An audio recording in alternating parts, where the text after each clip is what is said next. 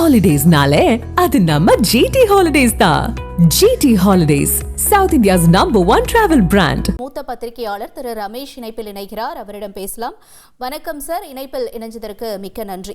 இன்று இந்த டிவிகே செயலி அறிமுக விழாவில் விஜய் பேசியிருப்பதை நீங்கள் கேட்டிருப்பீங்க. அதாவது 1967 1977 தேர்தல்களில் புதிதாக ஆட்சிக்கு வந்தவர்கள் தான் வெற்றி பெற்றிருந்தாங்க. அது மாதிரி 2026 அமையும் அப்படின்னு சொல்லி அவருடைய கருத்துல சொல்லியிருக்காரு. இதை பற்றி உங்களுடைய பார்வை என்ன சார்? திரு விஜய் அவர்கள் தொடர்ந்து கட்சியினுடைய நிர்வாகிகளுக்கும் தொண்டர்களுக்கும் ஒரு பெரிய நம்பிக்கையை ஊட்டுகிற வகையில் பேசுகிறார். அது சுருக்கமான பேச்சு என்றாலும் கவனமாக பேசியிருப்பதாகவே தான் நான் பார்க்கிறேன்.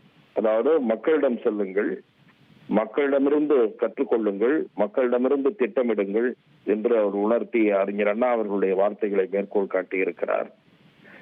67லும் 77லும் ஏற்பட்ட மாற்றம் போல் இப்போதும் மாற்றம் ஏற்பட வாய்ப்பிருக்கிறது. அதை நோக்கி நமது பயணம் இருக்க வேண்டும் என்று சொல்லியிருப்பது என்பது தமிழக வெற்றி கழகத்தின் தலைமையிலான ஆட்சி என்பதை மீண்டும் குறிக்கிற, மீண்டும் உணர்த்துகிற ஒரு பேச்சாகவே நான் அதை பார்க்கிறேன்.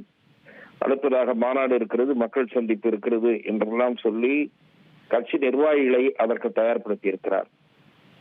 அவர் தேர்தல் பரப்புரையை தொடங்குகிற சமயத்தில் தான் அல்லது அந்த மாநாட்டில் தான் அவருடைய பார்வை, விரிவான கருத்துக்களை நம்மால் தெரிந்து கொள்ள முடியும். தமிழக அரசியலில் எத்தகைய மாற்றத்தை அவரது கட்சி அளிக்கும் என்பதை நாம் அவரது தேர்தல் மாநாடு, அந்த மாநாட்டின் போதுதான் நாம் தெரிந்து கொள்ள முடியும், அல்லது பரப்புரையின் போதுதான் தெரிந்து கொள்ள முடியும்.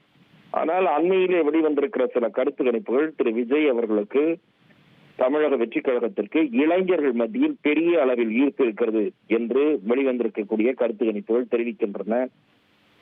ஏதோ ஒரு கருத்து கணிப்பு அவ்வாறு வந்தால் பரவாயில்லை, 2-3 கருத்து கணிப்புகள் அதே மாதிரியே வெளிவந்திருப்பதிலிருந்து திரு விஜய் அவர்களுக்கு குறிப்பிடத்தக்க ஆதரவு தமிழகத்தில் உருவாகி இருக்கிறது என்பதை நம்மால் புரிந்து கொள்ள முடிகிறது.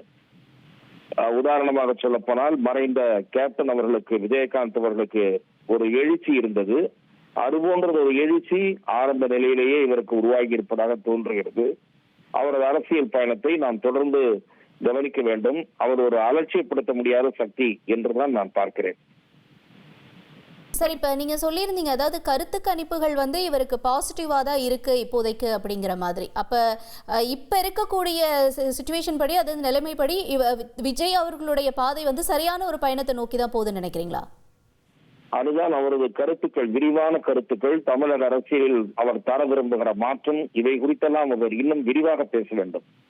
சுருக்கமாகவே தொடர்ந்து பேசி வருகிறார். அவரது விசாலமான பார்வை என்ன, பல பிரச்சனைகள் மீது அவரது கருத்து என்ன என்பது குறித்தெல்லாம் மிக விரிவாக தெரிய வேண்டும். ஓரிரு பிரச்சனைகளில் அவர் கவனம் செலுத்தி இருக்கிறார். பரந்தூர் விமான நிலையம் போன்ற விவகாரத்தில் அவர் கவனம் செலுத்தி இருக்கிறார், அதை மறுப்பதற்கு இல்லை.